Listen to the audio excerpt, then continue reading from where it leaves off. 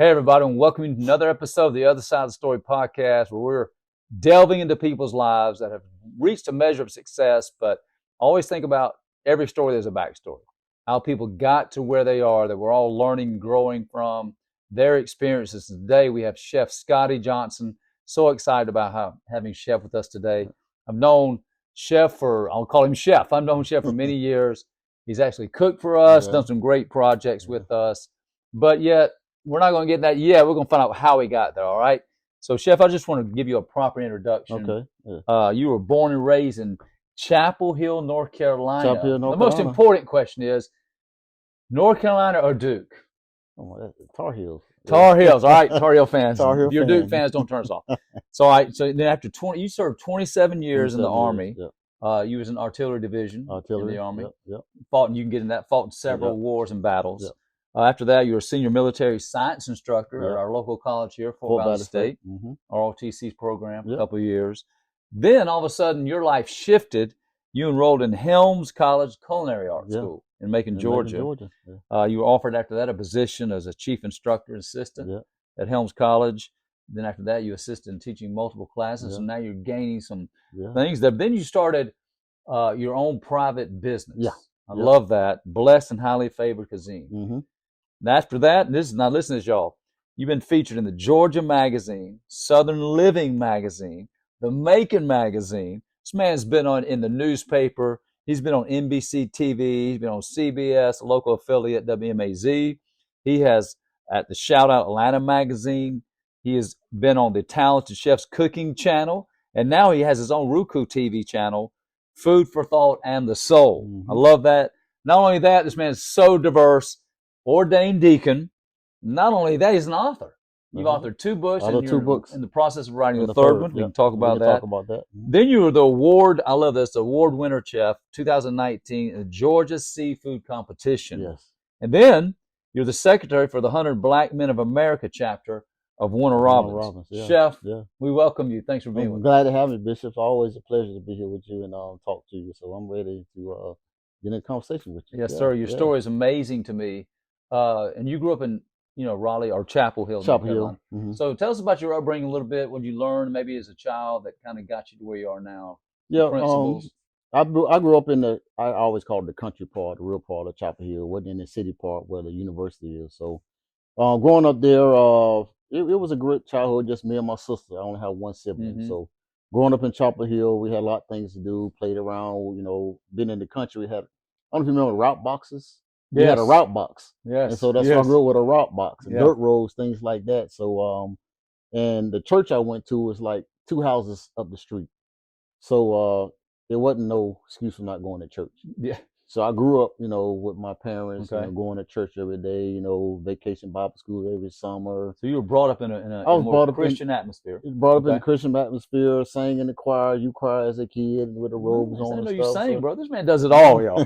So I did it all. I think that's what was basically my I can say my foundation for how I came up, in Chapel Hill. My parents worked, put us both through college, and so played sports throughout high school and things like that. So it was good. I enjoyed my upbringing and how I was raised, with my parents and stuff. So your parents really had a major influence on your life, it sounds like. They did. My father was, a lot of people say that me and my father alike because we were quiet, and so he didn't say much, but when he did, it was something that was very positive and stuck with me. But actions spoke with him, the way he did things and how he treated my mom and things of that nature. So I seen those things, and that's what made me who I am today. Okay. So I always reflect back on him, and also my grandfather as well. So it's just, I can say that it's important with family, how you grow up, because you can always reflect back on things, which I try to reciprocate to my kids to this day. So yeah, that's good. Yeah. So after college, you went into the military. Yep, I graduated high school. Y'all gonna know my age now. That's fine. I graduated high school in 1986. Okay. Went to college, North Carolina Central University. Went there, and I played football in high school. Okay. I played all the sports, but football was my, so to speak, moneymaker. A lot of schools looked at me, a lot of scholarships, came. So North Carolina Central was one of the schools that I chose. But me being young, and uh, I wasn't really dedicated to the academics, so to speak. When I got to college, I still wanted to party, play Yeah. around, chase women, Yeah. that things that nature, So that's what Mm-hmm. kind of it ruined my academics, my scholarship playing football at North Carolina Central. Okay. And so that was one of the lessons learned I learned from that. But yeah, went to college for a year there. Then I decided, you know what? Let me join the Army Reserves because I needed some type of disciplinary type thing.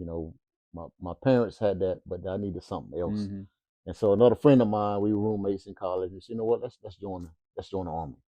So you joined with a friend. I joined with a friend while I was at college. So I took Yeah. off a semester to go to basic training. Came back from basic training, went to AIT. Then I went back to school for another semester, another year. But then I ended up transferring to a 2-year college, Alamance Community College. Mm-hmm. So once I graduated from there in mechanical engineering and drafting, that was my major.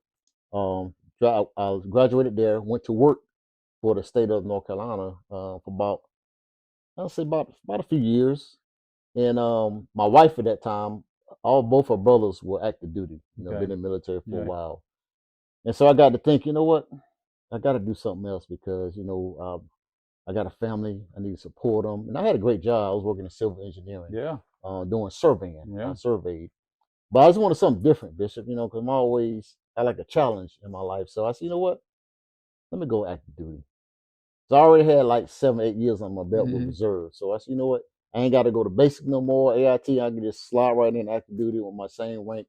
And with my college, I ain't got to change ranks. So I went active duty in 1994. Yeah. Never looked back. So when you made that transition from, being in the, let's say, secular world, Mm-hmm. working a good job, Mm-hmm. paying job, and you went into the military, it taught you something different in the sense of what? Military taught me basically maturing. Yeah. It taught me okay, I got time management now because I Mm-hmm. have no responsibility. I got to get up in the mornings. I got to do PT. Got to PT, go change, then got to go to work.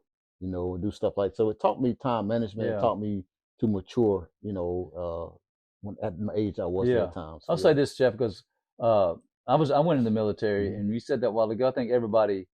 I always say this when I hmm interview guests. A lot of people in the military. I just feel like that if every person, went in the military for a year, it would yeah, really teach it discipline, does. Yeah. really teach maturity. hmm That's what I learned about my Yeah. own life. You're saying the same Yeah. thing. So Yeah. military is, to all its ups and downs, is a great start of young woman's life, right? Military is the foundation. Yeah. I tell people, I look at it this way: look at building a house. You got Mm-hmm. to have a foundation to Yeah. build a house. So I'm the house. Yeah. So I had that foundation was the military. No, because my family, but then that military was the top Mm-hmm. layer of that foundation, Yeah. which gave me discipline and it helped me, to, mature and into who I am now. So yeah, Yeah. yeah, So you learned all that, but yeah, then you got into some different battles, actually some wars. yeah. How was that mentally and all It that? was 19, let's see, 94, 97, then 97, 99. I think 98, I did my first deployment to Bosnia. Okay. Went there for a year, came back, and then I became a drill sergeant. A lot of people know I was a drill sergeant Okay. at Fort Sill, Oklahoma. Mm-hmm. 9901, I was a drill sergeant. So, '01, then I went to Hawaii. Loving it. Yeah. Met my That's wife. that's that's a good tour. Yeah, met my wife in Hawaii. Yeah. And so then comes 2003, 2004, bam, deployments. Mm-hmm. deployments. Hawaii started doing rapid deployments to Afghanistan and Iraq. So Okay. that's when I started deploying. Yeah. Went to Afghanistan first. Was there for 12 months. Then got extended for another 3 months. Ended up doing 15 months. Came back a year later. I was going to Iraq. Another Now this is deployment. during the war. This is This is initially. doing all the wars. Yeah. Okay. Yeah. And so went to Iraq again. Another 12 to 15 months. Came back and was about to deploy again the following year. But then I came up on the E8 list. Got promoted, ranked, Mm-hmm. made E8. And so I called my branch and said, Branch, look, I'm going to deploy again. I said, no, you got to go. You've been in Hawaii for too long. I'm Mm-hmm. going to move you. So I missed that last deployment to Hawaii.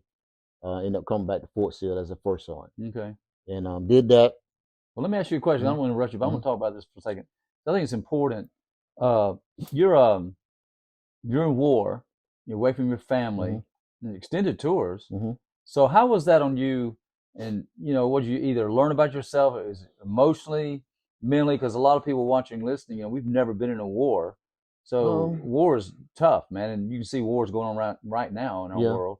So tell us, just kind of describe a little bit of what that's like, man. It was tough. Yeah. I think the toughest part was being separated from family. Mm-hmm. Especially my kids, and always have those thoughts of something happened to Mm-hmm. me or happened to them. How can I get to them? Yeah. And so, but I was in that leadership position as a first sergeant and high rank that I had to be stronger for my soldiers. Okay. So I had to let them know, look, it's going to be all right. Okay, you focus on what you need to do here, because we had things were going on around us that we didn't have no control of. Just imagine at night sleeping, Yeah. and then the sirens go off because rockets are coming into your compound. How'd you deal with that? It was fear? I mean, no Oh, doubt. yeah, We're all human, right? Oh yeah, Yeah, it was scary. It was fearful. Mhm. There were times in Iraq. I remember Iraq. I was standing out, waiting to catch the bus to go to go to the top where I need to work at, and probably about 75, 50 meters away from me, a rocket landed right there. Yeah. Just about 75 meters from me, a rocket landed right there. And so that shrapnel could have easily hit me and a couple other soldiers. Yeah. So yeah, it's scary. You land in bed at night, you don't know what rocket will have a name on it. It comes in, you hear whistling. Just imagine hearing whistling sound coming over your head. And that's and it was scary. I wasn't, and I tell people, I was, I was a Christian then, but I wasn't, a fool. I would. You wasn't all in. I wasn't all in, I Bishop. got You you. know what I'm saying? But Yeah. I had people, my parents, but that was sending up them prayers for me that Yeah. kept me safe. But it was something that just, I mean, it's a feeling that I can't explain unless you've been there. I understand. But tell us real quick, because you said something a minute ago that really interests me about our own life and people's lives in our daily life. Is what did you do, or how did you deal with the things you can't control?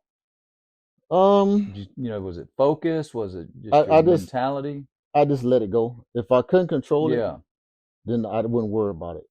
So how I did that was I focused on the things that I had control of. It's good. What I could reach out and touch. Yeah. What I could do. That's what I focus on. If I can't control that. So you know what? I'm gonna put that behind. Focus on what's right in front of me. Then. So that's how it got me going. And I came up through the ranks young, quick. And so learning that quickly what helped me out and helped the people that I was over out as well. So, it's a great principle, because you're in a war. Yeah. And then you can't control whether a bomb's going to land into your camp, whatever else. It's chaos. So you can't be a part of that. So But our life can get like that too, right? I mean, we can't control what goes on around us in the world right now. No, so much unsettledness. Yet what we need to do, and it's what you're teaching us, is a so good point, is focus on the things we can control. Yes. And grow from that, huh? That's it. Grow from things you control. And I mean, it's using everyday life, because I mean, if I'm not a stressor. And the reason being, Bishop, because if I can't control it, then why I won't worry about it. Now you need to teach us all about not being a stressor, man. Well, I try, but I do have reliefs. I have outlets that I. What do you do? I smoke cigars. Okay. I'm a cigar guy, so that helps. That's an outlet for me. Okay. And I smoke a cigar. It relaxes me. It opens up my mind. That's how I was able to write books and think about things, write devotions and stuff, because that's something that just was an outlet of relief to me. And during that process, I got to meet other people, have a conversation with them that, you know what, we share kind of the same stories, in some sense, military or in the civilian world. So that was an outlet to me. A lot of people go to drinking, go to drug. That wasn't me. Right. That just only adds to the problem. That's the problem, but I like a good cigar every now and then. Gotcha. So that was my outlet for it. Yeah. Well, help us. So you stayed in the military how long? I was in the military with my reserves and active duty a total of 27 years. So 27 years. So what interests me about that is longevity. And do you ever at times just want to quit, get out, and help us with what kept you staying? I never. At the beginning, I never wanted to get out because I was having fun. Okay. I was enjoying it. So you was enjoying what you were I was doing, enjoying supporting it, life. supporting life, getting up in the morning. I was Yeah. just talking to my wife on the way here about, getting up in the morning doing PT. A young man. I like that because Yeah. it gave me something. It kept me in shape, running, and Mhm. because you're a runner. Yeah. So every morning we ran. Help me. So I enjoyed doing that, and Yeah. then in the camaraderie with my friends in the Mhm. military. So yeah, that was I never wanted to quit. But as I kept progressing, getting up in the ranks, started doing multiple deployments, and then I had family. I was like, you know what, something has to give because there's a lot of sacrifices, in the Mhm. military. Missing 2 year anniversary, missing half my son's life, a lot of sacrifice, Yeah. and so I had to give. So you know what, I said something has to change. So this last deployment to Afghanistan, I decided, you know what, I think I'm gonna. This is my last deployment. Mhm. This is my last part. I think I'm going to call it quits and retire, and that's Okay. what I end up coming here to Fort Valley State University. Okay. And I turned down the Sergeant Major. I was up to make Sergeant Major, but Yeah. if I'd accepted Sergeant Major E9, that'd have been another 5 years and maybe 2 more diplomas. Mm. Couldn't do it, Yeah. So I got out with a lot of first sons get out disgruntled. Mhm. I didn't. I got out when I wanted to, and I was happy about it. And That's good. so yeah, I tell people if you enjoy doing something, keep doing it. Yeah. Keep doing it. When you start having a passion, stop enjoying it, and then that's when Might you be got time to to kind of reconsider your time life. to reconsider or change it up. Yeah, I don't think I said this, man, but you've been in the military and the sacrifice, and we need to thank you for your I service appreciate it. I because appreciate military it men and women are so important to our freedom. very. Again, but it is a sacrifice. I Yeah. think anything in life that we do, there's some sacrifices that come Hmm. with it. Oh yeah. So again, thank you for that. Yeah. Yeah. So now I want to talk to you because I know you're still in kind of a teaching mode, with the ROTC program at Fort Valley State. This interests me about you, and for all of our life. You didn't just stay this in the same kind of career. Hmm. Let me say that.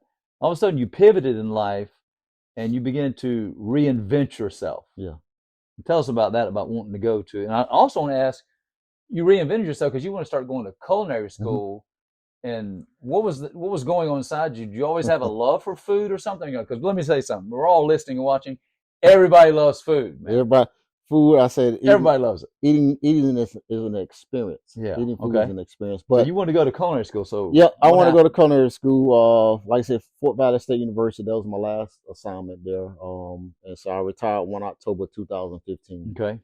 And 10 days later, I was enrolled in culinary school in Macon, Georgia. 10 days later. So that was something you had in you wanted to do, or not? Not at the time. Okay. No, this is something just All popped right. up right All after right. retirement. And Okay. at my retirement ceremony, I made an announcement to everybody and my wife for the first time that I was going to culinary school. And so she was like, "Culinary school? What? Yeah. No, you got to get a job. We just Mm-hmm. built this house. So, but I always just said what got me to it. I always enjoyed watching cooking shows, things. I never cooked in the military. Never cooked. My wife did all the cooking and else, but I never cooked. But I Mm-hmm. enjoyed watching cooking shows and things like that. And I see, post 9/11 GI Bill I had, that'll pay for my school. So Okay. let me go to culinary school. People ask why, because I want to do something totally different. Military, I supervise 120 plus soldiers every single day. I didn't want to go on base, get another supervisor Mm-hmm. job because I was done with that. So I want to do something different where they can free me and release me. So I chose culinary school. This is so good because I'm going to stop you there and ask you this because it's important. I really feel this.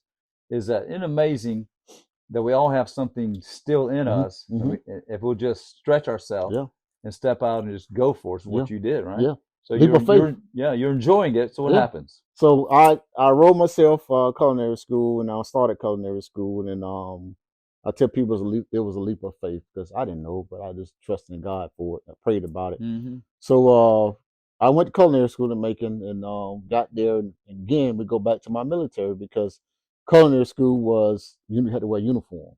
Every morning you had an inspection. You lined up, check your fingernails, haircut, uniform, everything from head to toe. I've done that in the military for 20-something years, so that was easy for me. That was good. So once I started taking class and everything, I said, you know what? I was starting to enjoy it. I was Mm-hmm. learning a lot of things, it wasn't just about cooking. And I started learning things, and I started to excel in school. Then it started becoming a passion. Mm-hmm. I graduated the top of my class. Got made the dean's list, president's list. So I was on it, and I was enjoying it. Yeah. And I was kind of like, okay, well, everybody called me the big brother because I was a little older because you got a lot of young kids that come to culinary school. But well, that's good because again, I will say this because again, several things there. Is first of all, you're never too old to learn something new. Never too old. I like that part of it. Then the next thing is you're an older gentleman in a younger person's game. Yeah. How'd that make you feel about that? Do you feel any kind of intimidation or awkward? Like I said, I've been trained to be that leader. Okay. By the military. So I took it as, you know what, these young kids in here, I'm gonna show them, hey, look, you can't come to class, you can't be talking, you can't act up. This is something serious. You got knives with you. You can cut your fingers off with chopping things like. Yeah. You gotta take it seriously. This is what you really want. So I had to show them that, and at the same time do what I need to do. And so that's what kind of got me after graduating to come back and be an instructor. Okay. Because the instructor saw that. Yeah. And said, you know what do you think about coming back being an instructor? Because they saw that in me. And I said, sure. So I came back to be an assistant instructor for various classes. So yeah. No, I'm asking you a question. Don't you feel like sometimes people won't go and try something new because there's a fear about what would people think? There's a fear about what people think, and then people has a fear of failure. Okay. And I was just talking to my daughter earlier. She's in the Army National Guard, and she's going to go to Egypt. And I was talking about a PT test. I said, you know what? It's not failure. Don't look at it as failure. Look at it as a learning lesson. Learn from it. I don't say, well, I failed. No, you didn't fail. You learned from it. So when you learn from something, then guess what? You're just gonna make you better. So it's kind of switch. It's not the glass is half empty. Yeah. The glass is half That's full. right. Yeah. It's half full. So you got to think of that. You can always add more to it. It's half full. It's not half empty. So yeah. So your longevity in the military, then transition to a whole nother career, whole nother field. And let me say this. So did your identification, because a lot of people, we all are identified by what we do. Yeah. So you were identified as a soldier for a long time. Yeah. Then you transitioned to the culinary and a chef and cooking. How'd that make you feel in the sense of your identity? It was the same for me, just a different profession. Okay. The book, I got a book called Sea Route Runner, from top soldier to top chef. Like it. Same thing. I was, first sergeant is the top in the channel is of course sergeant major, but as a first sergeant you wore a diamond. So diamonds trump everything. Yeah. So I look at myself as, a top soldier to become a top chef, award-winning chef. So it's just a different profession, Yeah. Same work ethics I had to do, same passion. It's just a different profession from the military to being a chef. Yeah. Don't you think everything you learned in the military and leadership and all that really helped you excel in culinary school? No doubt. I tell people if I was the boss of a big major company or corporation, and I need to hire people, I will look, okay, let me see who has a military background. Yeah. Because I know that they have discipline. They had discipline in life once upon a time. I agree with you on that. I've been a pastor for 37 years, in ministry anyway, 37 years. And when I was full-time pastoring, I found that out because the town we live in is a military town, Robbins Air Force Base. I found that out. Military men and women really get it, don't they? They just get it. They get it, yeah. Serving and discipline lifestyle. Yeah. Now you have a few that's sure, still, it's not perfect. But they do get it. I mean, because they may act out, but they know where they came from. Yeah. That's good. As you raise kids, okay, I can raise you to a certain point, but guess what? Then you're on your own. But guess what? I already laid that foundation for you. So you know where you came from. I knew where I came from. Grew up in the church. So I went out there and tested the grass, other side of the fence, but I had to go back home because I knew where I came from. So, everybody sows in wild oats a little bit, man. You got to, Bishop. So all right. So now you're now cooking, and so let's talk about a minute, because again, you're showing us, and man, I'm telling you, your life, you had to overcome some things. But now you want to start your own business, which Mm-hmm. is a real step of faith. Mm-hmm. Oh my God, was there any fears there of failure? You know, that's a bold move, man. Tell us about that. And I've been asked that question a lot, and I really wasn't afraid, Okay. because it was something that I just enjoyed doing, and during the time frame when I started my business, I was in the middle of teaching at the culinary school, and me and my wife decided, let's start our own private chef services in this area, and so that's when I started. So I just Okay. started just reaching out, and client, hey, I'm a private chef. Let me cook for this nation. Then once I started doing that, and I noticed, what people loving this, people, and it's I try to do everything with a spirit of excellence. And so that's what I did. And so people started loving it and stuff. I said, you know what, this is easy, So I didn't look at uh um as failing anything or any obstacles I had. Only big obstacle I had to learn was the diversity, the generating my clients, Okay. because here in Warner Robins versus Atlanta, it's different. Yeah. I can charge this in Atlanta, Yeah. but I can't charge it in Warner Robins. So I had to learn that aspect of it. And so taking different classes, on base and stuff like that got me to kind of manage that part of it. But once I got that down, it was nothing stopping me. Yeah. Nothing stopping me. Well, So those lessons I'm hearing you say, because again, I know people that tune into us. It's really important right here. Is do what you love. Enjoy what you do. Yeah. And never stop growing and never stop learning. Never stop growing. Because you have more in you. It's more in you. And that's what your life exemplifies. I'm 55. I'll be 56 in 3 weeks. Yeah. And I'm still learning. It's amazing. And I tell people, I just mentor, and we're gonna get into that too, with 100 Black men mentor young kids in different schools. But man, never stop asking questions. I like that. Say that again. Never stop asking questions. Be curious, right? Be curious. People say, is there such thing as a dumb question? No. The dumb question is that you didn't ask the question. Yeah, that's good. Because I may want to know something, but I'm too afraid because I think people say it's a dumb question. But then you ask it, guess what? I got my answer. Yeah. So you never know who needs the answer. Don't be afraid to ask questions, man. That's good. Yeah, that's a good point right there. Yeah. It really is. So now you're getting accolades. You're getting noticed. You're getting recognized. You're getting on magazine covers, TV shows, man. So talk about a minute your influence and impact that you've been having through your business. Yeah, the business with my Blessed and Highly Flavored Cuisine is what we named it. My wife, she's from Baton Rouge, and so I'm from North Carolina, Chapel Hill. So I think I said that wrong a while ago. Favored. I said favored. Well, is it flavored? Flavored. I like it, man. We're favored. Come on, man. We're favored with flavor. Exactly. Yes. I'm sorry, man. No, it's fine. A lot of people say that, but I think so we bring people a Southern Cajun cuisine, and so once I got invited to compete in the first ever Georgia Seafood Competition in Atlanta, Georgia, in 2019, I competed against 3 other chefs. There was 4 chefs, a couple chefs from Food Network, things of that nature. A couple ran corporate restaurant, things of that nature. But had some celebrity chef, celebrity judges on the panel. So that was a great day for me. And but I'm speaking because that's how everything came to fruition where it is now. But the night of the competition, the night before the competition, Bishop, we was in the whole. I'm telling you, inside God had favor because I forget the name of the hotel, but it sits right there in the where the Braves play at.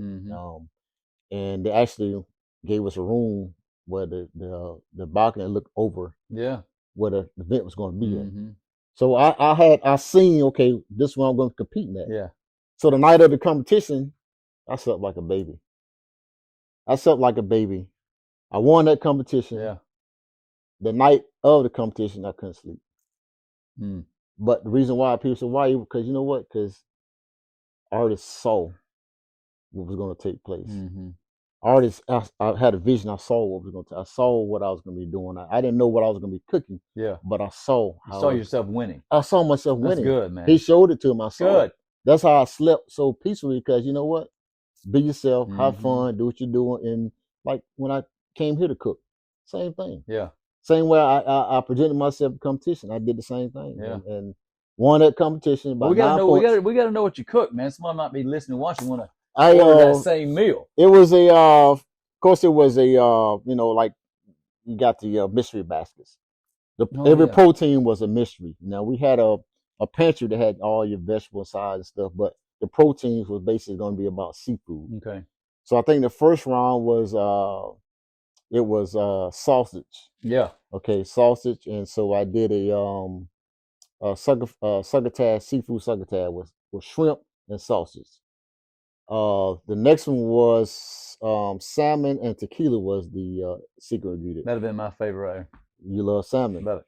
So I did a salmon, but I infused it with tequila cream sauce. And so then the last one was lobster and crawfish.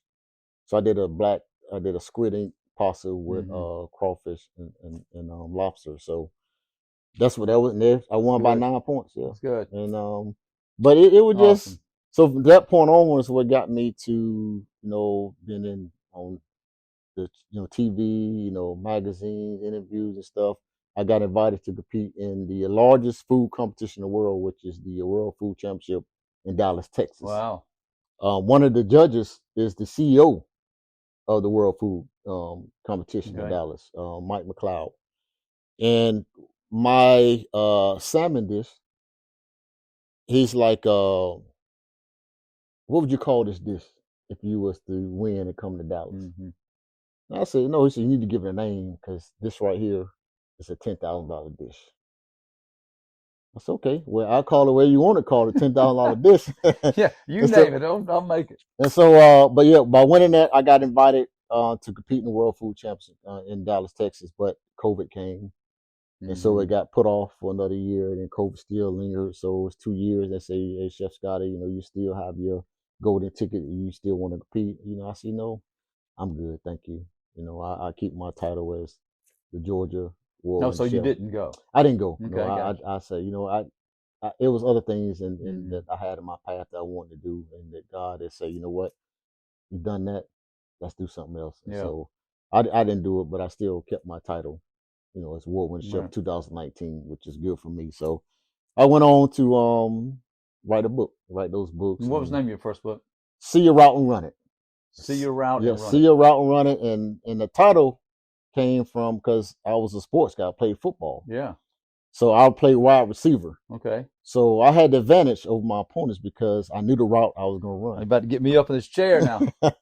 Coming out of a huddle, I already knew, what stance I could be in, what route, how many steps. Well, I knew the destination I was going, but the opponent didn't know that. So I used it as an advantage. So I said, see your route, run it. So everyday life, see the route you're going to run in life. If you can see it, you can get to it, you can attain it. Somebody needs to hear that, right? That's how you get ahead. That's why you beat other people, because you already know where you're going. That's good. Somebody, they don't know he doesn't know how you're going. She don't know where you're going. Yeah. But you know where you're going, so see your route and run it. So that's how I came with the title of that book. I love that title, man. I'm going to preach that. Yeah. And, all right, so you wrote that book, and at the end of this, we're going to let everybody know how they can purchase your stuff and even, bring you into their event, be their chef. So what's the second book called? Second book's called Devotions of a Chef. Okay. So I wrote that book in about maybe a year, because I'm in author mode now. I published my first book, and it was Reader's Best Choice book as well. And so I'm writing another book. So every morning I do devotions. When COVID came, I started sending devotion to my family in a family group chat, and so I did it every single day. And I said, you know what, I'm writing a book. Let me do a book, and I said, no, it's called Devotions of a Chef. I haven't seen a book called Devotions of a Chef, because that's what got me going, is reading devotions and things like that every day. So you know what, Devotions of a Chef. And so I did a 31-day devotional, wrote it up and sent it off, and Amazon picked it up. And so Devotions of a Chef, 31 days. And it's simple reading. It's simple devotion from Scottie Johnson, and then with a scripture and then a little prayer. And so good. And so and now I'm working on my third book. Okay. Because, what's it going to be? You got a title yet or not? Yeah, this title is, everybody's going to know what the title is. That's fine. It's called Soul to Soul Cooking. Soul to Soul. SOLE. Yeah. To SOUL. I like it. Yeah, because it starts from the soles of our feet. Yeah. Yeah, that's where it starts. That's the name of the book, and I'm working on it now and trying to, get everything established, get it printed. So hopefully by this fall, hopefully it'll be out. Soul to Soul Cooking. Yeah. Good. Your life is amazing. The things you have been teaching today just by talking is amazing. I know it's challenged everybody. It's challenged me. It's Yeah, inspired me yeah, also, because no matter, again, your age, no matter where you're at in life, you're not enjoying what you're doing. Life's so short, right? it You is. got to be doing what you enjoy doing, your passion, your love, and Exactly. you're a great example of that, Chef. Okay. So then you got into the, let's talk about it real quick. You got into the 100 Black Men Yep. Secretaries. Is that what you are? Yeah, And secretary. so tell us what you do, because again, your life is making an impact. Hmm. So what do you do to make an impact there? Give back. Okay. I give back. 100 Black Men, 100 Black Men of America is over 100 something chapters. It's over 100 something and thousands of members, but over Yeah. 100 something chapters all over America. Okay. And so we just chartered ours here in Warner Robins last year. And so basically what we do, we go out and we mentor young kids. Elementary schools, middle school, high schools. But our motto is what they see is what they'll be. I love that. So what you see in us is what we want you to be. So we try to represent, someone not really, spiritually, but someone that's been through what you're going through. Someone that can say, you know what, I've been there before, but this is how you overcome it. This is how you go ahead. This is how you achieve greater things. So we go out and mentor, people that way and in the community and things of that nature. So it's a great organization, and of course, I'm secretary again in the Warner Robins chapter. Yeah. But I enjoy doing it, man, Yeah. because I get a chance to give back. I get a Yeah. chance to mentor young kids because, man, these kids out here, they're it's a different generation. They not only I'm learning from it, they learn from me, but I'm also learning Sure. from them. Right. And so but I tell them, I said, man, y'all just know how much y'all got it made these days. I said, we didn't have this coming up Right. as a child. We didn't have all this technology in school, things of that nature. I said, man, y'all have the best provisions in life for you right now to be great at whatever you want to do. Good. But you gotta want it. I can't want it for you. It's good. You gotta want it for yourself. You gotta do it for yourself. That's when I take what I've learned, what I did, my background, and show them, look here, this is me. But you know what? You see the outside, but you don't know what I've been to. And I tell them, you know what? And I tell my son, everybody is, you don't have to be the best, but be your best. Like that. Be your best, because you don't have to be the best. You don't have to be the best. Just be your best. Please write that down. Yeah. Another great point. Just be your best. And so they see that like, wow, you're right. I said, because this guy might be the best, but you don't know what he went through. You know the challenges he went to. Yeah, he got $1 million. What did he do to get that $1 million? You know what I'm saying? So be your best. We all got a route in life to run. Don't worry about this guy on the left or right. Run your route. Run your race, right? Everybody's different. It's not how you start, it's how you finish. Love it. And so that's why I try to instill to these young kids and no, I love what you're doing, because that's my heart too. Just generational and pouring back into the next generation. Thank you for doing that, because it's so needed. Yeah. So needed from elementary all the way up through high school. So thank you again for what you're doing, how your life is making an impact continually. So and that's why I see it going. Yeah. Because I'm not gonna be able to cook the rest of my life, because I'm getting older and I may get. But what I see is Blessing Hollywood Cuisine, the private chef business, being. I want to start venturing into more of like doing cooking classes, mentoring, teaching, and stuff like that. So that's why I see it going in the next 3 to 5 years. And when I decide to retire, but guess what? I'm still mentoring. I'm still teaching. Giving back. Giving back. So I'm telling everybody today, give back. Give back what you have. Give back what you've been through. The purpose of this podcast is hearing your story, and you're giving back with people where they're at. So powerful. Thank you for being with us. I appreciate it. I just want you to share real quick, how can people follow you? How can they get in touch with you? Maybe they have an event, want to use your services. Which I'll tell you personally, I've used this man several times.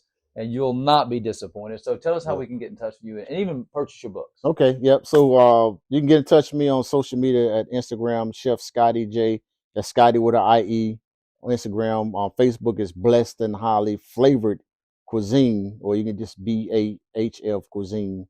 Website is sjcuisine.com. sjcuisine.com website. And then also my book, Amazon. Just go to Amazon. Type in "See You Route and Run It" or "The Voices of the Chef," and they're on Amazon. It's powerful. Also, what's the bookstore in Macon? Barnes and Noble. Barnes and Noble has a copy of my book as well. Nice. So yeah, that's how you get in contact with me as well. Well, thank you again, Chef. You've blessed our lives. being on this program today. I appreciate you having me here, Bishop. Great success in your future. Thank you. I appreciate it. Amen. All right, everybody, please like, subscribe, share this. I know you know somebody, not only yourself, that this has touched and challenged you, but hey, other people need to hear it also. All right. We'll see you next week.